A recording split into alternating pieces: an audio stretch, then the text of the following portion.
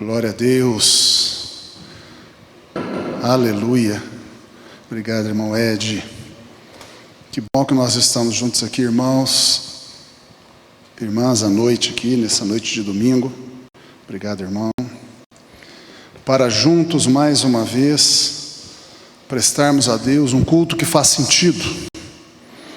Um culto racional, um culto que faz sentido. Quando Paulo lá em Romanos, capítulo 12, ele fala que nós devemos prestar a Deus um culto racional. A palavra racional ali tem um significado, logikos em grego, significa um culto que faz sentido, um culto que não é desgovernado de propósito, um culto em que a nossa mente, o nosso coração, nossos sentimentos, nossa vontade, nossa atenção está totalmente voltada para aquilo que nos edifica na fé cristã. E nesse momento nós estamos nessa parte do culto que é o ministério da palavra, o momento em que nós abrimos a nossa Bíblia com mais tempo e nós vamos receber da Bíblia, da palavra de Deus e do Espírito Santo que inspirou essa palavra e que implanta ela, que interpreta ela, que sedimenta ela, que ministra ela aos nossos corações. Nós sabemos pela própria Bíblia que se o Espírito Santo não ministrar a nós, a palavra ela não pode ser compreendida. E esta noite eu quero, irmã, irmão, compartilhar com você uma mensagem que se intitula Jesus e o coronavírus. Nós vamos abrir a nossa Bíblia no capítulo 8 de Romanos, verso 31. Romanos 8, 31, está escrito: que diremos, pois, à vista destas coisas? Se Deus é por nós, quem será contra nós? Aquele que não poupou o seu próprio Filho, antes por todos nós o entregou, porventura não nos dará graciosamente com ele todas as coisas? Quem intentará acusação contra os eleitos de Deus? É Deus quem os justifica. Quem os condenará? É Cristo Jesus quem morreu, ou antes, quem ressuscitou, o qual está à direita de Deus e também intercede por nós. Quem nos separará do amor de Cristo? Será tribulação? Pelo coronavírus? Pela crise financeira? Por estar em casa sem poder sair? Será angústia? Por não saber como serão os próximos dias? Perseguição? Ou fome, ou nudez, ou perigo, ou espada? Como está escrito: por amor de ti somos entregues à morte o dia todo, fomos considerados como ovelhas para o matadouro. Mas em todas estas coisas, na tribulação, na angústia, na perseguição, na fome, na nudez, no perigo, na espada, até mesmo na entrega para a morte, em todas estas coisas, porém, somos mais do que vencedores por meio daquele que nos amou.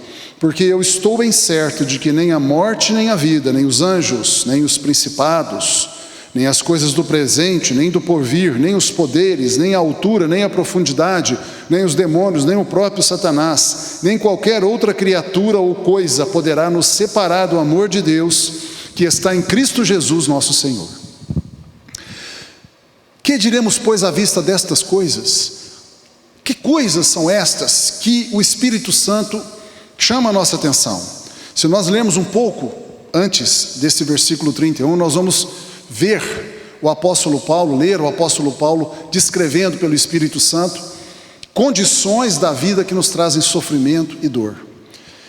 E ao mesmo tempo, em seguida, ele coloca que mesmo no meio dessa situação terrível de sofrimento, Deus, ele está fazendo com que todas as coisas cooperem para o nosso bem. Por isso nós não devemos temer os dias maus que estamos vivendo. Não pense, irmã, não pense, irmão, que você está sendo punido por seus pecados, ou que Deus não te ama, ou que Deus não se importa com você. Não é isso. Quando nós nos convertemos a Cristo, aceitamos Jesus, vamos para o batismo, confirmamos a nossa fé com o batismo, nos integramos a uma igreja local, que é o corpo de Cristo, instanciado, manifestado ali num endereço, num lugar onde tem pessoas, eu chamo de irmãos e irmãs, onde eu posso servir e ser servido, onde eu posso ministrar, ser ministrado, onde eu posso ser feliz e fazer os outros felizes. Quando nós estamos aí integrados aí no Evangelho pleno, nós estamos naquela condição que a Bíblia diz aqui em Romanos mesmo, que não há condenação nenhuma para os que estão em Cristo Jesus. Essa expressão, estar em Cristo Jesus, é própria das cartas do apóstolo Paulo.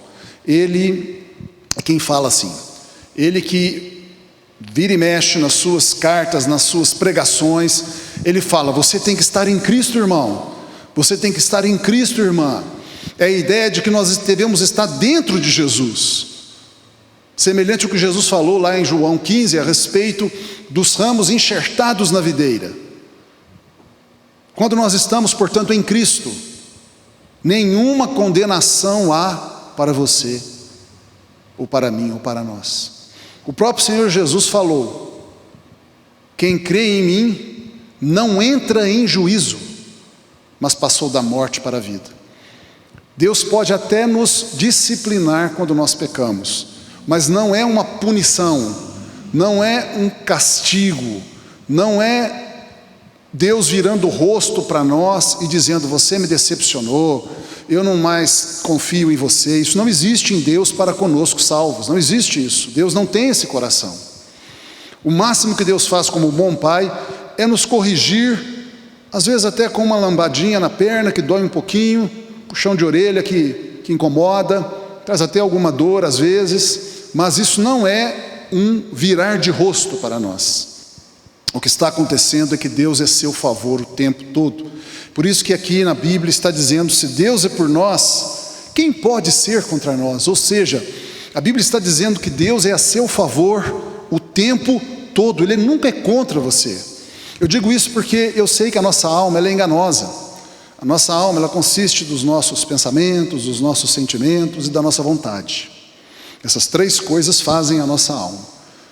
As coisas que pensamos, as coisas que sentimos, as emoções e a nossa vontade, aquilo que a gente quer fazer e deseja fazer, isso é a nossa alma. E a nossa alma, a Bíblia diz que a nossa alma é enganosa, extremamente corrupta. Quem a conhecerá? Ou seja, a nossa alma ela é mesmo para nós convertidos, porque a nossa conversão se dá no nosso espírito. Quem se une ao Senhor é um só espírito com Ele. Deus nos recria, nos faz de novo. Em nosso espírito, nós somos novas criaturas, no nosso espírito, o nosso espírito é renascido, ele é fortalecido, ele é vivificado, mas a nossa alma, ela não tem um processo imediato de conversão. Eu e você que cremos em Cristo, nós continuamos tendo pensamentos esquisitos, pessimistas, ruins, sentimentos negativos, vontades erradas, mesmo sendo crentes e salvos. Por isso, nós temos que ganhar a nossa alma para Jesus. Eu e você temos que ganhar a nossa alma para Jesus. Você tem que ganhar a sua alma para Jesus. Eu tenho que ganhar a minha alma para Jesus. E uma das mazelas, uma das fraquezas da nossa alma é que nós, de vez em quando, achamos que Deus está contra nós. Ah, não dá certo porque Deus ele está contra eu. Ah, isso aqui, meu casamento está ruim porque eu acho que Deus não aprovou meu casamento, por isso que Deus está trabalhando para me largar dessa mulher, ou a mulher falar para me largar desse homem, porque eu acho que Deus não aprova esse casamento, então Ele é que está fazendo dar tudo errado para que a gente separe. Isso é a alma falando. Deus é contra. A alma fala mais, a alma fala assim, não, Deus é contra a minha vida na igreja. Está vendo como a pessoa ali ela não me cumprimenta, está vendo ali como aquela pessoa se esqueceu de mim, está vendo como que ali eu fui discriminado, está vendo como que eu estou sendo colocado de lado, está vendo como que eu sou desprezado, desprezada. Isso é a nossa alma falando. Eu acho que Deus não quer que eu fique nessa igreja. Deus não quer que eu fique nessa igreja porque eu entrei e ninguém me cumprimentou. Acho que Deus quer que eu saia dessa igreja. Isso é a nossa alma falando. É como se nós pensássemos, Deus é contra mim. Algumas pessoas podem pensar pior que isso. Eles podem pensar assim, eu acho que Deus não quer que eu seja crente, porque eu não consigo ser crente, eu acho que eu não nasci para ser salvo, eu acho que Deus, ele não quer me salvar. Deus é contra mim, Deus me fez para ir para o inferno. Isso é coisa da alma. Pensamentos errados, viciados, negativos, emoções negativas, contaminadas pelo pecado, contaminadas pela maneira como o mundo nos trata, às vezes até no seio familiar. Você fica com complexo de inferioridade, porque as pessoas te tratam mal, e a gente fica na nossa alma doente, achando essas coisas. Mas aí nós vamos para a palavra. Por isso que a Bíblia diz: Deus envia a sua palavra e nos cura. E a palavra de Deus, ela é uma espada afiada de 2 gumes, apta para separar juntas e medulas, apta para discernir os propósitos do coração, que é a alma, apta para separar espírito de alma, aquilo que é de Deus e aquilo que é do homem. A única maneira de eu e você corrigirmos e consertarmos e curarmos a nossa alma doente é pela palavra. E aqui a palavra está dizendo: Deus é por você, Deus é a seu favor, Deus trabalha para te fazer feliz. Isto é a palavra de Deus. Aqui, a partir do verso 18 do mesmo capítulo 8, nós lemos assim, capítulo 8 de Romanos, verso 18 em diante, Paulo falando: porque para mim, eu, apóstolo Paulo, para mim, eu tenho por certo que os sofrimentos do tempo presente não podem ser comparados com a glória a ser revelada em nós. A ardente expectativa da criação aguarda a revelação dos filhos de Deus, pois a criação, que é a natureza, está sujeita à vaidade do homem, não voluntariamente, mas por causa daquele que a sujeitou. Versículo 21, na esperança de que a própria criação, natureza, seja redimida do cativeiro e da corrupção, para a liberdade da glória dos filhos de Deus, porque sabemos que toda a criação, toda a natureza, a um só tempo, geme e suporta angústias até agora por causa do pecado humano. Nós espalhamos doenças, nós destruímos a natureza, nós poluímos tudo, nós estragamos o planeta, nós fazemos mal ao nosso semelhante, nós seres humanos, os seres humanos fazem mal ao seu semelhante, eles são corruptos, os seres humanos estragam as próprias cidades, o próprio tecido social é estragado pela corrupção, pela roubalheira. Paulo está dizendo: o pecado está estragando tudo, e tudo geme por causa do pecado do homem. E não somente a natureza e o mundo sofre e geme, mas também nós, cristãos, que temos as primícias do Espírito Santo, que somos cheios do Espírito Santo, recebemos o Espírito Santo primeiro que todos, nós somos as pessoas que de toda a humanidade, é estimado que existe de Adão até hoje, nasceram aproximadamente 100 bilhões de seres humanos. Desses 100 bilhões de seres humanos, que é 14 vezes mais do que temos hoje na Terra, nós somos os primeiros que recebemos a habitação do Espírito em nós. E nós, igualmente, também gememos em nosso íntimo, aguardando a adoção de filhos e a redenção do nosso corpo. Ou seja, eu e você que temos o Espírito Santo em nós, nós vemos as coisas erradas do mundo, as maldades, as doenças, as corrupções, a roubalheira, a inveja, a falta de amor, a injustiça, a desonestidade, a mentira, a falsidade e todas as coisas ruins que nós vemos todo dia, e nós gememos em nosso íntimo, aguardando, esperando, clamando: Senhor, vem, Senhor Jesus, vem, não demore, Senhor Jesus, o mundo está muito difícil, o mundo está muito ruim. Versículo 24, porque nessa esperança, na esperança de que o Senhor Jesus voltará e nos livrará desta corrupção, e nos livrará desse mundo mau, e reinará sobre esse mundo, mudando todas as coisas serão mudadas por Ele. Irmão, irmã, tenha um pouco mais de paciência, está acabando, o tempo do mundo está no finzinho, já deu, nós podemos dizer que esse mundo está no cheque especial já deu, esse mundo já deu, já não tem mais, já deu, já acabou. É uma questão assim de um pouco mais de tempo, e o Senhor vai voltar. Nessa esperança nós estamos tendo paciência e perseverança e fé e força. Aguente um pouco mais, não desista. Ora, a esperança que se vê não é esperança. Por isso que a gente tem que entender que mesmo vendo coisas ruins acontecendo, nós não podemos fixar os olhos nessas coisas ruins, estacionar a nossa mente, nossa expectativa, nossa atenção nas coisas ruins, porque então não teremos esperança. A esperança não é aquilo que nós vemos hoje. A esperança é aquilo que sabemos que virá. Pois o que alguém vê, como o espera?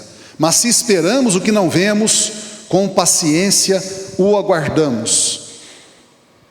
Também o Espírito Santo, semelhantemente, nos ajuda, nos assiste em nossa fraqueza de fé, porque não sabemos orar como convém, mas o mesmo Espírito Santo intercede por nós sobremaneira, com gemidos inexprimíveis. Com gemidos inexprimíveis. Quando você está orando, irmão, irmã, o Espírito Santo ora com você. A figura aqui é muito forte. Como é que o Espírito Santo habita em você e em mim? Quando nós cremos em Cristo, o Espírito Santo vem habitar em nós. Não precisa falar em línguas para isso. Falar em línguas é um dom do Espírito Santo que recebe quem busca. Mas, pelo fato de você crer em Cristo, o Espírito Santo já vem habitar em você. Isso está na Bíblia. Jesus falou assim: quem crê em mim, do seu interior fluirão rios de água viva. Está lá no Evangelho de João. Pode pesquisar aí na sua chave bíblica, no computador, no celular, que você vai achar. O Senhor Jesus falando assim: quem crer em mim, do seu interior fluirão rios de água viva. E aí o apóstolo João explica o que ele quis dizer. E isto ele disse a respeito do Espírito Santo de Deus, que haverão de receber todos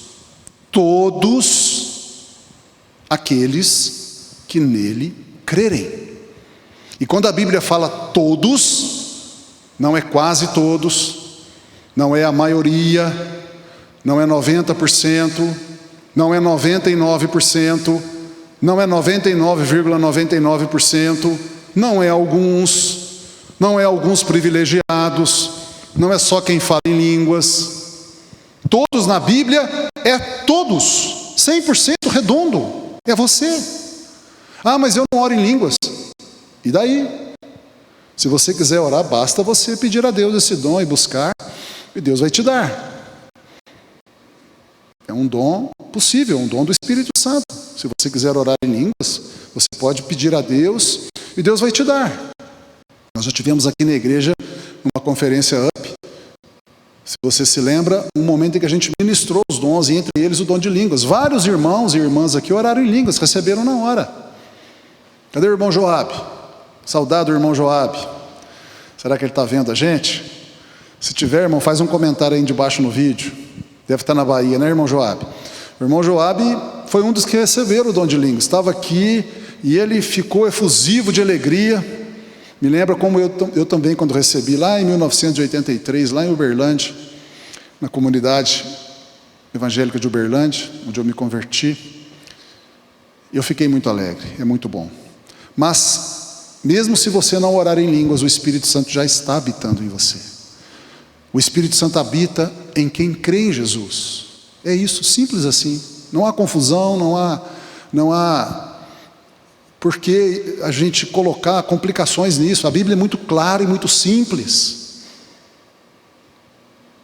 O batismo no Espírito Santo ocorre no momento da conversão. A experiência de ser cheio, pleno do Espírito Santo, receber a plenitude do Espírito Santo, pode acontecer depois, porque quando eu e você somos batizados no Espírito Santo, não significa que nós ficamos imediatamente cheios ou plenos. Não significa isso. Significa apenas que Ele vem habitar em nós. Nós somos colocados como que imersos nele, mergulhados nele. Mas Ele vai entrar com profusão para dentro de nós, vai nos encher como uma água que torna pleno um reservatório, se eu permitir. Isso é a busca. A Bíblia ensina como que a gente se torna cheio do Espírito Santo. A Bíblia explica isso. A Bíblia diz que o enchimento do Espírito Santo, ele é feito por 3 meios de graça. 3 meios de enchimento. Está lá em Efésios capítulo 5. Primeiro modo, falando entre vós com salmos e hinos e cânticos espirituais, salmodiando e cantando louvores ao Senhor de todo o coração.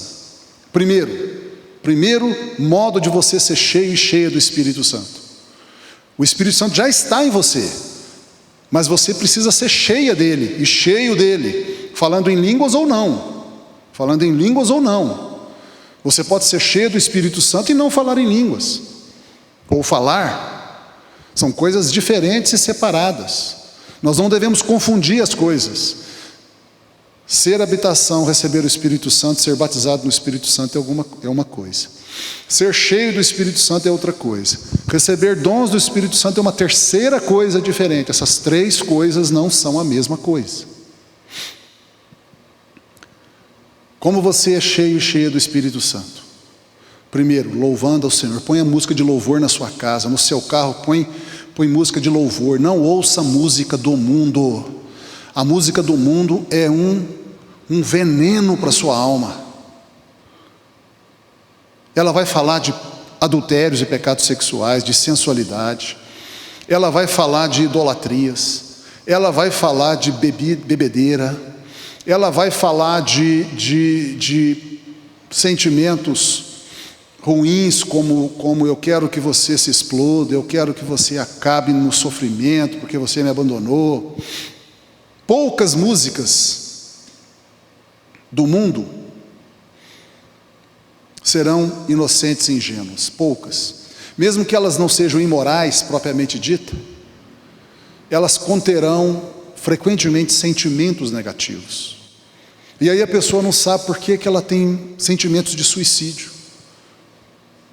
Já tem estudos antigos mostrando que a música, ela entra por dentro da nossa mente, por lugares como se fosse o porão da nossa mente, gerando em nós uma série de sentimentos ruins. É o que a gente chama de mensagens subliminares. O louvor a Deus não tem isso. O louvor a Deus não tem isso. O louvor a Deus é puro, é santo, é limpo. É maravilhoso. Segundo modo de ser cheio do Espírito Santo, cheia do Espírito Santo, tendo um coração grato, agradecendo ao Senhor por todas as coisas. Obrigado, Senhor. Obrigado, Senhor. Obrigado, Senhor. Faça isso, irmão, para você ver. Faça isso, irmã. De vez em quando eu estou no meu carro e atravesso uma esquina com um pouco de descuido, sem olhar direito, e não acontece nada. Mas eu penso assim, puxa vida, se tivesse vindo outro carro aqui eu ia bater, ou se tivesse uma pessoa de moto ou bicicleta eu ia atropelar. Meu Deus, obrigado, porque o Senhor me livrou agora de uma coisa muito ruim. E não aconteceu nada. Mas eu penso assim, podia ter acontecido. E eu começo a agradecer ao Senhor por um livramento que nem aconteceu de fato, porque não houve ninguém vindo, mas eu penso, poderia ter acontecido. Eu já aprendi, Ebenezer, até aqui nos ajudou o Senhor. Obrigado, Senhor. Obrigado, Senhor. E terceiro modo de ser cheio do Espírito Santo, sujeitando-vos uns aos outros no temor de Cristo. A sujeição uns aos outros enche do Espírito Santo. O que significa isso? Não ser rebelde, não ser desobediente, não desprezar e desvalorizar os irmãos que estão ministrando, receber de bom grado as ministrações, os serviços feitos, a ministração, o serviço que o irmão e a irmã no ministério ali faz com você. Seu líder de célula está lá, ele marca o dia da célula, vai lá na casa sua ou da pessoa onde vocês vão, ele prepara a mensagem, ele ora, ele é carinhoso, ele está servindo você, sujeite-se a ele. Ele marca assim, olha, nós vamos fazer uma célula virtual, tenta aí baixar o aplicativo tal, sujeite-se a ele, tente fazer isso. Coloca no seu coração uma anuência de, eu vou fazer o que ele pediu, porque ele está me servindo, então eu vou me sujeitar ao serviço que ele faz. Quando nós fazemos essas três coisas, nós ficamos cheios do Espírito Santo.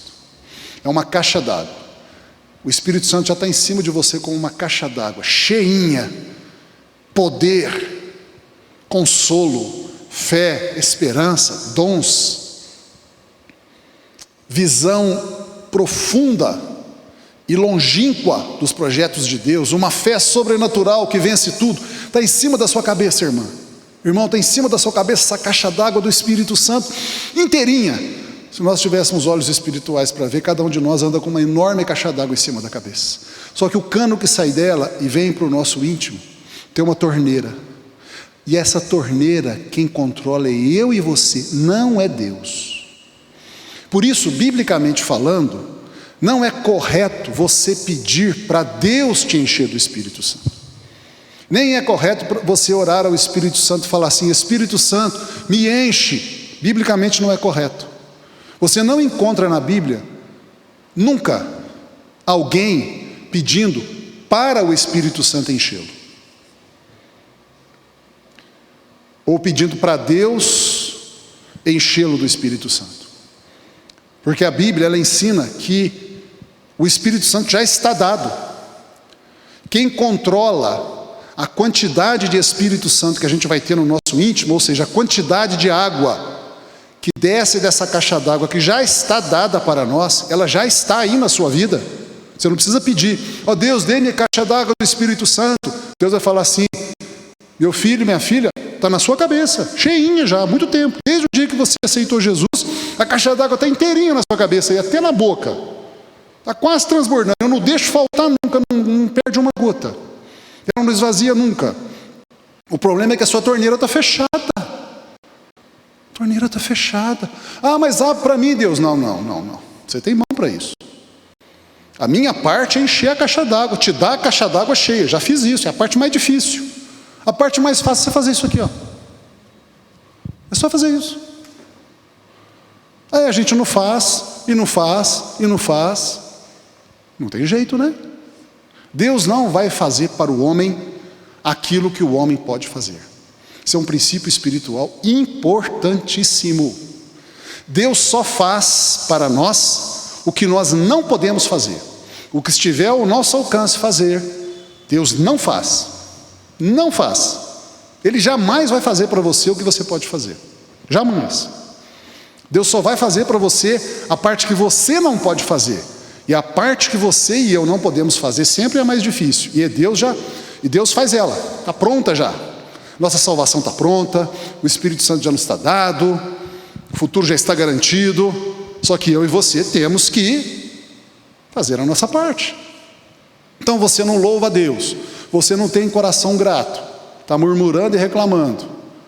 Você não se submete aos ministérios. Despreza os ministérios. Despreza a igreja. Não valoriza os irmãos próximos a você, que estão aqui, colocados por Deus aqui para te servir, irmãos e irmãs. Não tem como ser cheio do Espírito Santo. Não vai ser cheio. Não tem jeito. É impossível. Está contra a palavra. Está contra a Bíblia. Não é possível nós prosperarmos em Deus contra a Bíblia. Não tem jeito. Mas se você corrigir a sua vida hoje, e você falar: a partir de hoje, Senhor, eu peço perdão por ser uma pessoa que não te louva, uma pessoa que não te agradece, e uma pessoa que não se sujeita aos ministérios da igreja que eu sou membro, porque não é sujeitar aos ministérios da igreja que você não é membro, isso não faz sentido, não tem cabimento, nem tem sujeição na verdade, é uma ilusão. A sujeição só pode existir aonde você é membro, só, onde você convive com os seus irmãos próximos, só aqui que existe sujeição, lá fora não existe sujeição. Sujeição está aqui entre nós. Eu me sujeito a você no seu ministério, você se sujeita a mim no meu ministério. Uns nos sujeitamos aos outros nos nossos ministérios e nós nos servimos mutuamente. Cooperação mútua. E isso nos enche do Espírito Santo. Se você repara esse erro, arrepende-se, né? Muda sua mente, seu comportamento, o Espírito Santo fluirá grandemente, a torneira estará completamente aberta e você será cheio do Espírito Santo em todo o tempo. Glória a Deus. Continuando a ler aqui na nossa Bíblia, versículo 27, diz assim: aquele que sonda os corações, sabe qual é a mente do Espírito. Aquele que sonda os corações é Deus Pai. Sabe qual é a mente do Espírito Santo, ou seja, sabe o que o Espírito Santo está intercedendo por você. Porque o Espírito Santo segundo a vontade de Deus, é que intercede pelos santos. Os santos somos nós, eu e você.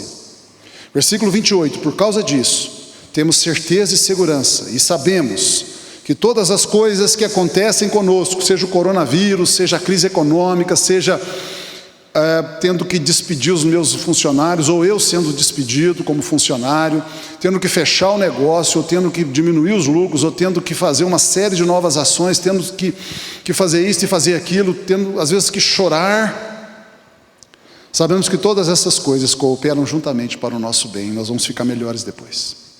Como é possível? Como é possível Deus pegar o mal e transformar em bem? É possível porque Deus é Deus, Ele controla todas as coisas e é a seu favor o tempo todo. Veja bem que essa palavra não vale para todo mundo. Não é verdade que todas as coisas cooperam para o bem de todo mundo, não é verdade.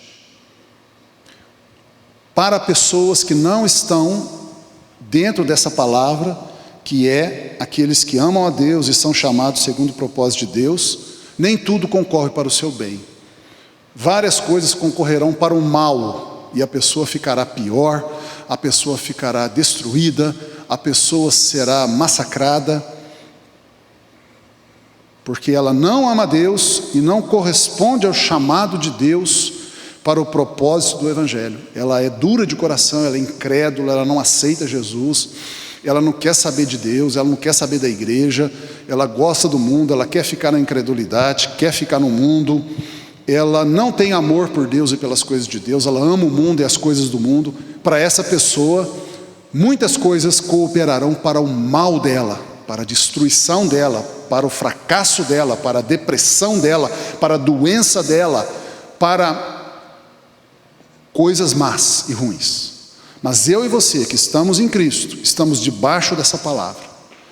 Todas as coisas que acontecem conosco, inclusive e principalmente as coisas ruins.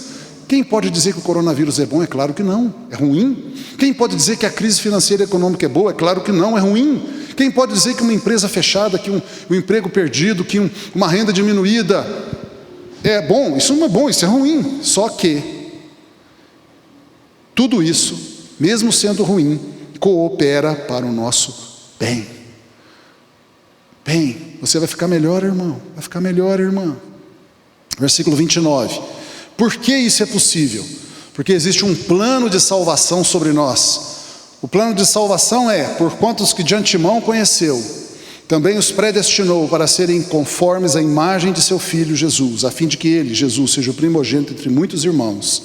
E aos que predestinou, Deus a esses também chamou, e aos que chamou, Deus a esses também justificou, e aos que justificou, Deus a esses também glorificou. Glorificou. Por causa disso, nós vamos ficar bem, porque Deus trabalha a nosso favor. Não deixe de ler a Bíblia, irmão, irmã. Leia um capítulo do livro de Salmos por dia, um capítulo do livro de Provérbios por dia. Por que eu falo de Salmos e Provérbios agora? Porque Salmos é o livro que fala do nosso relacionamento com Deus, o relacionamento vertical. E Provérbios é o livro que fala do nosso relacionamento uns com os outros, o relacionamento horizontal. Então, quando nós lemos Salmos e nós lemos Provérbios, nós estamos aprendendo e nos edificando em todas as formas de relacionamento possíveis. É claro que você pode e até deve ler outros livros da Bíblia. Na verdade, se você estabelecer um plano de leitura da Bíblia toda, é melhor ainda. Mas qualquer dificuldade, Salmos e Provérbios. Salmos e Provérbios. Não desista da igreja. Vai passar esta crise e nós voltaremos a nos reunir. Vamos cuidar uns dos outros. Anime os irmãos e irmãs que estão desanimados. Isto é vida na vida. Vamos lembrar que nós estamos aqui na IBCL no ano do Vida na Vida. O ano passado foi o ano do acolhimento, o ano da igreja acolhedora. Nós avançamos muito nisso. E esse ano nós tomamos o propósito de fazer com que esse ano nós sejamos uma igreja que faz vida na vida. Vida na vida é a construção da rede de relacionamentos, que é a fase inicial do processo de discipulado, que é uns edificando os outros em Cristo. Se você está sabendo de alguém que está desanimado, falando em desistir da igreja ou da fé, ou que sumiu, ou que não está assistindo os nossos cultos e nossas mensagens e ministrações, fale conosco para que nós ajudemos essas pessoas. Nós vamos dar um jeito de chegar a essas pessoas.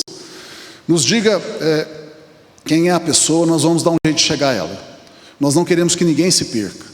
Temos orado e trabalhado para isso. Mas nós precisamos de ajuda, porque você, irmã, irmão, é que tem capilaridade. Você que está perto das pessoas. Nós não temos como chegar em todo mundo. Se você também está sabendo de alguém que, mesmo que não seja membro aqui, mesmo que não seja ainda convertido, mas está pensando em fazer uma bobagem, está extremamente desanimado, você pode, você mesma, entregar uma mensagem, um folheto, pode nos procurar aqui para ajuda. Como é que a gente faz para fazer? A gente pode ajudar você, orientar você a fazer esse trabalho. A igreja está aberta, né, como vocês sabem, todos os dias de segunda a sexta, de 7 às 11, de 1 às 5. E nós temos o nosso WhatsApp telefone, que você sabe também qual é, né? 992 50 45 33.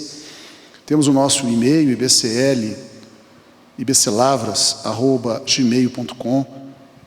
Fale conosco, passe aqui, fale com a gente. Se você não tem esses dados da igreja e conhece alguém, passe para alguém para chegar a nós. Nós queremos fazer o Vida na Vida agora, nesse tempo de distanciamento social. Por fim, o coronavírus é um lembrete de que nós estamos no tempo do fim, no fim da maldade sobre a terra. Se nós formos ler na nossa Bíblia a respeito do sermão profético de Jesus a respeito do final dos tempos, Mateus 24, nós vamos ver o Senhor Jesus falando assim: no Monte das Oliveiras, a partir do verso 3, Mateus 24, a partir do verso 3, no Monte das Oliveiras, onde ficava o Getsemane, né? Que é o lugar onde ele vai voltar. Quando ele voltar, a Bíblia diz que ele vai pôr os pés no Monte das Oliveiras. Achava-se Jesus assentado, quando se aproximaram dele os discípulos, em particular, e lhe pediram: dize-nos quando sucederão estas coisas, e que sinal haverá da tua vinda e da consumação do século. Que coisas são estas? No versículo 1 e 2 anterior, os discípulos ficaram chocados quando Jesus disse que o templo de Jerusalém seria todo destruído. O templo de Jerusalém é uma das maiores maravilhas do mundo antigo. Era gigantesco, lindo, maravilhoso, muito bem feito, adornado, era feito com material de excelente qualidade, era impressionante. E os discípulos mostraram o templo para ele, falando: olha que coisa linda, Senhor, e tal. E o Senhor disse assim: olha, infelizmente, com dor no coração eu digo que será tudo destruído. Depois os discípulos, chocados com isso, procuraram ele, é o que nós estamos lendo ali no Monte das Oliveiras, e falaram assim: fala para a gente quando é que vai acontecer isso, porque eles ficaram chocados. O que acontece quando um judeu ouviu uma coisa dessa? Só pode ser no tempo da consumação dos séculos. Só pode ser no tempo em que o reino de Deus vai ser estabelecido na terra, em que as nações vão tentar destruir o povo de Deus, destruir Israel, e então Deus vai intervir na batalha épica final, no desfecho da história humana, e vai trazer o seu reino da terra, punindo os ímpios e salvando o seu povo. Por isso eles ficaram perguntando: quando é que vai acontecer isso? Jesus lhe respondeu, versículo 4: vede que ninguém vos engane, porque virão muitos em meu nome dizendo: eu sou o Cristo, e enganarão a muitos. E certamente ouvireis falar de guerras e rumores de guerras. Vede, não vos assusteis, porque é necessário que assim aconteça, mas ainda não é o fim, é o princípio das dores. Porquanto se levantará nação contra nação, reino contra reino, e haverá fomes e terremotos em vários lugares. Sabemos que também aqui pode incluir outras calamidades, como pestes, doenças. Porém, tudo isto não é o fim ainda, é o princípio das dores. Então sereis atribulados e vos matarão, sereis odiados de todas as nações por causa do meu nome. Sim, o crente verdadeiro, ele não é benquisto. Nós devemos saber disso. Jesus falou: não estranheis se o mundo vos odeia, porque antes de odiar a vós, odiou a mim. Por isso que pessoas não vão com a sua cara e não gostam de você do nada, sem nenhuma razão, porque você é crente. E quando ele olha para você, ele vê Jesus, e como ele não quer saber de Jesus, né, a palavra simplesmente é forte, mas ele odeia Jesus, ele vai odiar você também. Então sereis atribulados, como eu li, Nesse tempo muitos hão de se escandalizar, trair e odiar uns aos outros. Infelizmente nós estamos nesse tempo. Há pessoas causando escândalos no meio cristão, causando escândalos, traindo no meio cristão e odiando no meio cristão uns aos outros.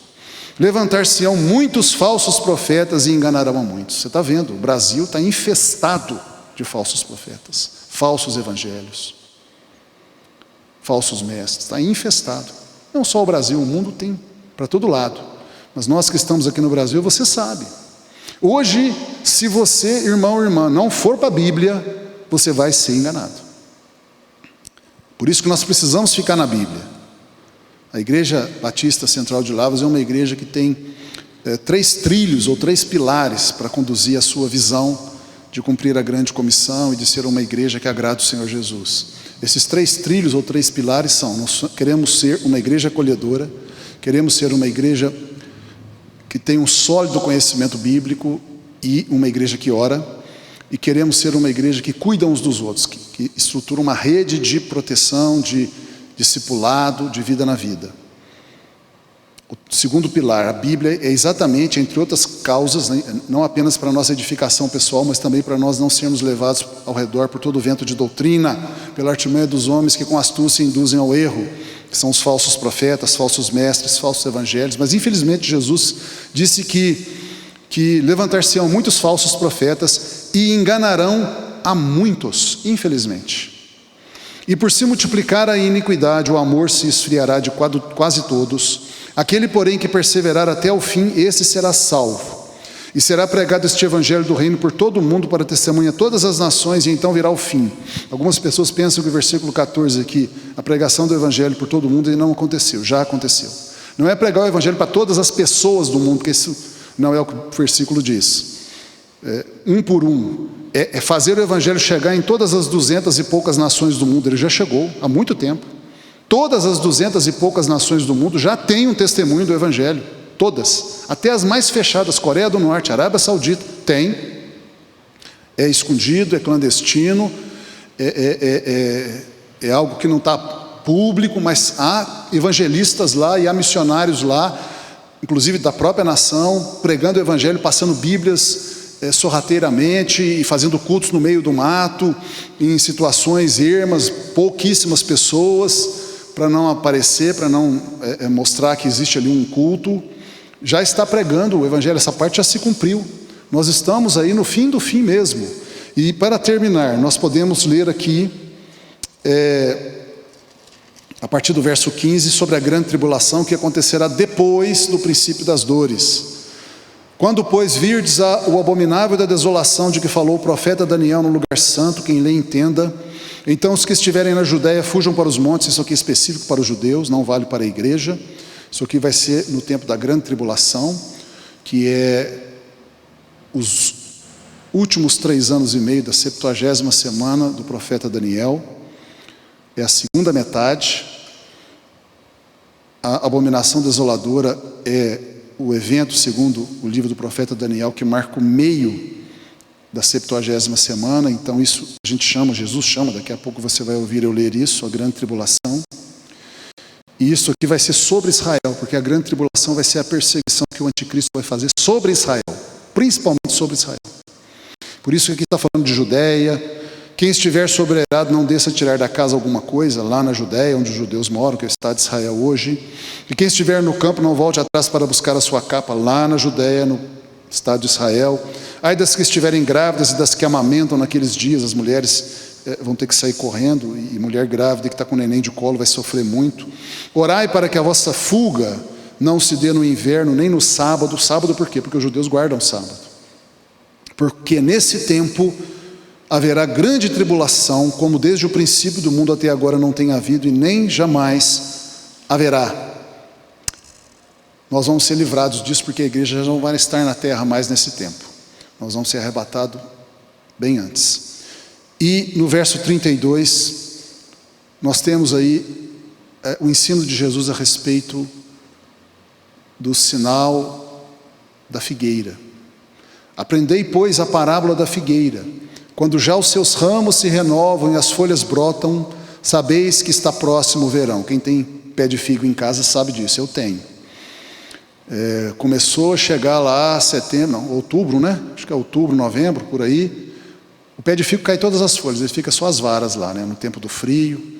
Aí vai chegando perto do verão, o pé de figo começa a brotar. Você falou, o verão está chegando aí. Exatamente como Jesus está falando aqui. Quando os ramos da figueira se renovam e as folhas brotam, sabeis que está próximo o verão. Assim também vós, quando virdes todas estas coisas, o princípio das dores, sabei que está próximo às portas a vinda do reino de Deus, a volta de Jesus. Em verdade vos digo que não passará esta geração sem que tudo isso aconteça, a geração que vai ver a figueira florescer. A figueira é um símbolo bíblico para o Estado, ou o povo, ou a nação de Israel. A nação precisa da terra, para a nação plena, que é o povo na terra. Então por isso que a gente chama Estado de Israel. A figueira é o símbolo bíblico para o Estado de Israel. A videira é o símbolo bíblico para a igreja de Cristo. E a oliveira é o símbolo bíblico para todo o conjunto do povo de Deus, os santos do Altíssimo, que consiste na figueira, no remanescente da figueira, os santos do Antigo Testamento e do povo de Israel, mais a igreja, que são os ramos enxertados na oliveira mansa, que é Israel, que foi o primeiro povo com quem Deus fez aliança. Então nós temos 3 árvores na Bíblia: a figueira, a videira e a oliveira, que representam povos diferentes. A figueira representa Israel, sempre representa Israel. A videira sempre representa a igreja, nós. E a oliveira representa a videira com a figueira juntas. Então, Jesus fala, quando a figueira brotar, a geração que ver a figueira brotar, essa geração verá o fim. E a figueira brotou em 1948, quando a ONU estabeleceu a criação do Estado de Israel. E desde então a figueira está brotando cada vez mais. Se você for a Israel hoje, quem já foi, está vendo um país moderno, uma sociedade próspera. Eles estão florescendo o deserto. Tel Aviv, capital de Israel, capital política de Israel. Eu nunca fui lá, mas pessoas que foram me contaram, e eu vejo fotos e filmes. É uma cidade linda, limpa, organizada, uma metrópole. Reutiliza a água de esgoto purificada para irrigação em jardins e praças. Dessaliniza a água do mar para consumo humano. Tira o sal da água do mar. Israel inventou essa tecnologia, né, porque lá tem pouca água. Então eles tiram o sal da água do mar e a água fica potável. E você vai nas regiões desérticas de Israel, eles têm agricultura intensa, uma das melhores agriculturas do mundo está em Israel. Eles plantam no deserto, literalmente. Eles inventaram sistemas de irrigação ultramodernos, que inclusive o Brasil está utilizando, né? E se fosse utilizado no Nordeste, o Nordeste se tornaria um jardim. E nós temos visto a figueira cada vez mais se renovando e brotando. E nós somos a geração, então, que estamos vendo a figueira florescer. Por isso, nós vamos ser a geração que vai ver a volta de Jesus. Por isso que Ele está muito próximo. Passará o céu e a terra, porém as minhas palavras não passarão. Mas a respeito daquele dia e hora, em que Jesus volta, ninguém sabe, nem os anjos dos céus, nem o Filho, nem o Pai. Essa volta de Jesus é o arrebatamento. Nós não sabemos o dia e a hora do arrebatamento. Ele pode acontecer a qualquer momento. Pode acontecer daqui a 5 minutos, ou daqui a 1 hora, ou daqui a 10 dias, ou daqui a 2 anos. Nós não sabemos, nem o dia nem a hora, pode acontecer a qualquer momento. É o que nós chamamos de iminência do arrebatamento. O arrebatamento é um evento escatológico iminente. O que é uma coisa iminente? É uma coisa que pode acontecer a qualquer momento, não há sinal nenhum prévio para dizer para você que ele vai acontecer daqui a pouco. Não, você tem que esperar ele a todo momento. Todo momento, pode acontecer daqui a 1 minuto, pode acontecer daqui a 1 minuto, pode acontecer daqui a 1 minuto, pode acontecer daqui a 1 minuto. Isso é a iminência do arrebatamento. Por isso que Jesus falou, ninguém sabe o dia e a hora. Pois assim como foi nos dias de Noé, também será a vinda do Filho do Homem. Porquanto assim como nos dias anteriores ao dilúvio, comiam e bebiam, casavam-se, davam-se em casamento, despreocupadamente, até o dia em que Noé entrou na arca, e não o perceberam os incrédulos. Senão quando veio o dilúvio e os levou a todos, assim será também a vinda do Filho do Homem, a volta de Jesus para nós, nos arrebatando. Então 2 estarão no campo, um será tomado e deixado o outro, 2 estarão trabalhando no moinho, uma será tomada e deixada a outra. Portanto vigiai, porque não sabeis em que dia vem o vosso Senhor. E eu vou completar: para te arrebatar da terra, para te levar para Ele mesmo, para que onde Ele esteja você também esteja, para que você seja livrado da ira de Deus e do juízo que está vindo sobre a terra no tempo do fim, para purificar a terra. É iminente esse momento, a qualquer momento pode acontecer, por isso você tem que vigiar, ou seja, estar atenta e atento, porque pode acontecer a qualquer momento. Corrija a sua vida, esteja a sua vida em ordem todo dia, porque pode acontecer a qualquer momento. Mas considerai isto: se o pai de família soubesse a que hora virá o ladrão, vigiaria e não deixaria que fosse arrombada a sua casa. Por isso ficai também vós apercebidos, porque a hora em que não cuidais, o Filho do Homem virá para buscar a sua igreja, no iminente rápido de sua noiva. Glória a Deus. Vamos orar, irmão, irmã. Pai Santo, Pai Nosso, oramos em nome de Jesus e pedimos ao Senhor, ó Deus, ó Deus, ó Deus, que o Senhor não nos deixe sucumbir nesse tempo de coronavírus na fé. Não nos deixe. Dá-nos, Senhor, uma renovação profunda. Incomoda-me, para que eu não seja desatento, nenhum irmão ou irmã sejam desatentos e sejam relaxados e negligentes.